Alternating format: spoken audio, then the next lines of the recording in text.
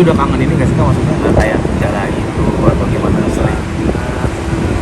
sering ngomong ke istri gitu Mas, maksudnya pengen lagi nih aktivitas tapi mungkin agak ke ini ya. Kalau suami aku itu dia lebih ke arah merasa dirinya itu adalah menjadi tanggung jawabnya dia. Kalau dia maksudnya Iya. dia suami Manjanya dari gimana? nggak sakit juga dia manja. Kalau udah manja kayak gimana sih? Ada nanti kalau mau tidur minta dielus-elus gitu.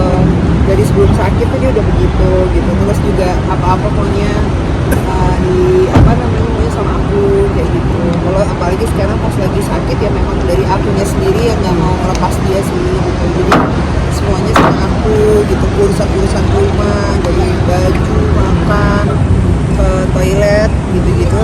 Ya pokoknya selalu dalam pantauan aku. Terus kalau dari kalian berdua yang posesif siapa yang paling posesif?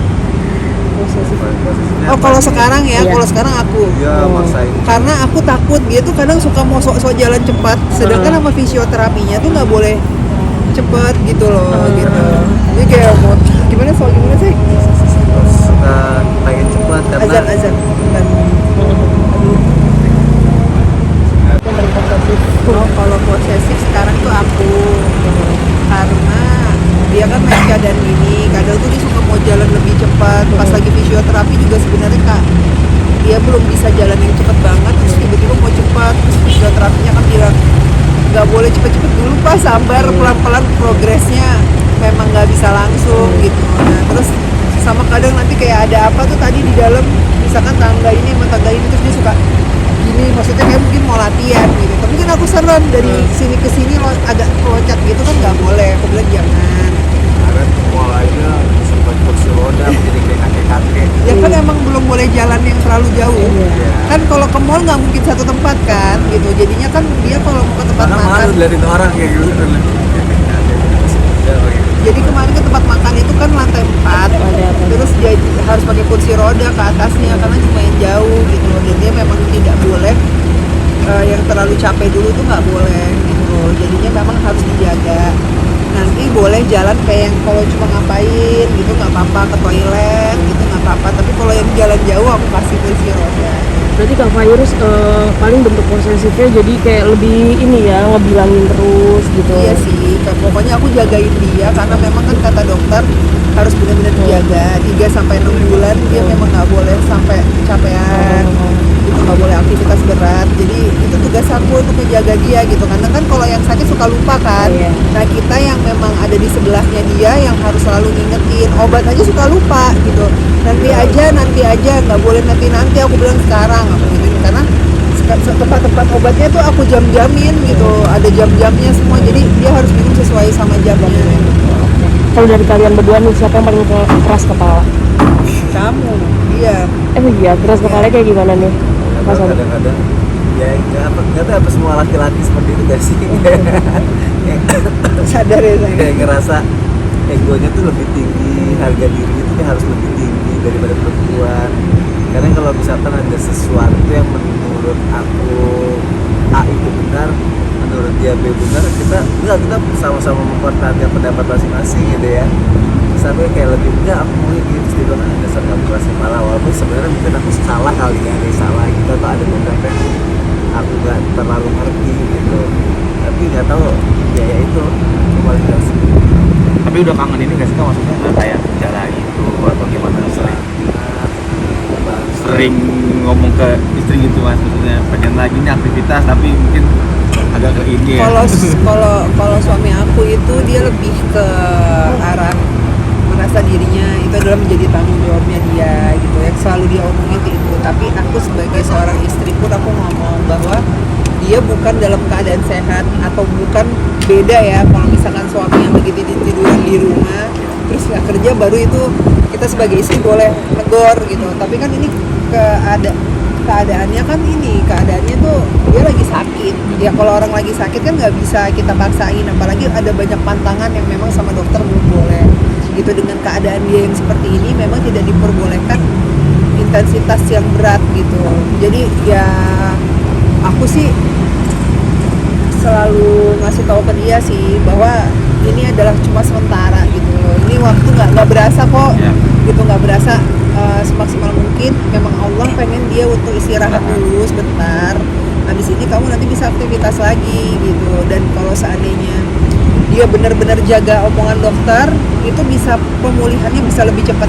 Tapi kalau dia ngelanggar, nah itu yang bisa jadi lebih berat kayak gitu. Apa sih yang bisa dilanggar sama Mas Sony ini? Apa bandel, kadang suka malas minum obat, atau makannya kadang-kadang suka nyantai Kayak gitu? terlalu excited banget orang ini sekarang. Ini baju biru teman-teman. Karena Rasain aja. karena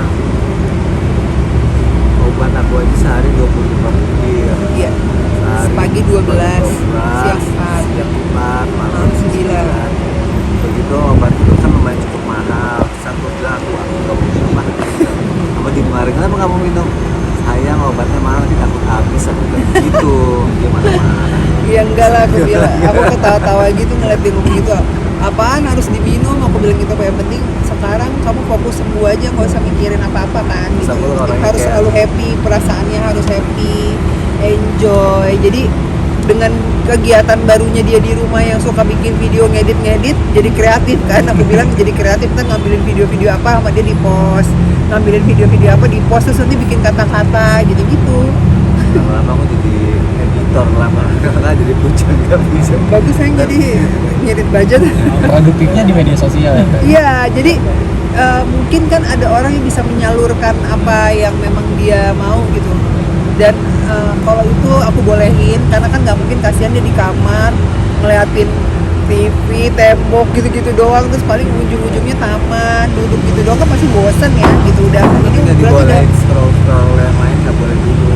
udah masuk bulan kedua ini. Dia kalau habis Scroll posting nggak boleh. taruh Jadi cuma Instagramnya dia aja, nggak usah ngeliat berita-berita gitu loh. Karena kan kadang takutnya nanti ada sesuatu hal yang memang nggak baik untuk dilihat, jadinya kepikiran gitu. Atau nanti misalkan ada ngeliat apa, seandainya aku sehat kan gitu kan, aku jadi seharusnya aku udah kerja nih. Nah sekarang suka kayak manusia gitu-gitu. kan kadang pas ngeliat teman-teman lagi pada kerja, harusnya aku lagi kerja gini aja kayak Nah, sekarang. jadi aku nggak bolehin ngeliat media sosial untuk aktivitas, melihat media sosial yang lain tuh nggak boleh. Jadi kalau dia mau ngepost Instagram sekedar posan-posannya dia, nggak apa-apa, kreativitas, sesuatu hal yang baik, positif. Kalau bisa menjadikan sesuatu hal untuk contoh buat masyarakat juga dan menghibur orang lain juga, kita happy, kita senang gitu. Kalau memang itu baik, kenapa nggak jadi masalah lah buat aku. Dan aku juga sebagai istri juga